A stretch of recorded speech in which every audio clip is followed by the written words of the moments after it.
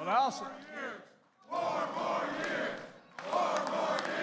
In his first speech since formally launching his re-election bid, U.S. President Joe Biden was interrupted with chants of 4 more years on Tuesday.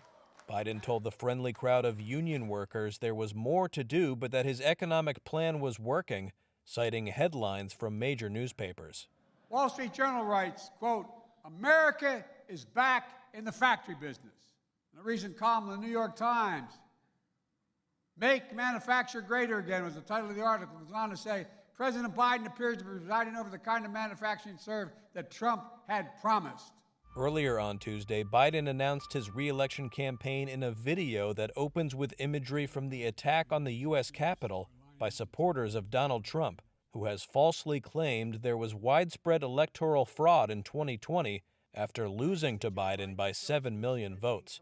The former president, who Biden might face again in 2024, released a video of his own in response to Biden's candidacy. You could take the 5 worst presidents in American history and put them together, and they would not have done the damage Joe Biden has done to our nation in just a few short years. Not even close.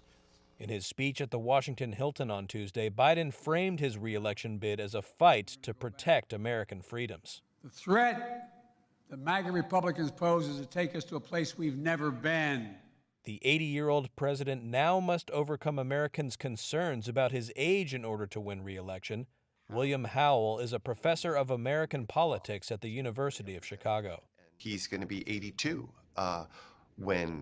should he be reelected, and if he serves out the entirety of a second term, he'll be closer to 90 than he will be to 80. And this raises lots of concerns, justifiable concerns in my view, about his ability to fulfill all the obligations of the office, concerns about his health, his ability to actually finish out a second term, and what that means for the possibility of a President Harris stepping in. There are lots of concerns that are raised in that space. One more point on this, though, the front runner on the Republican side is no spring chicken either.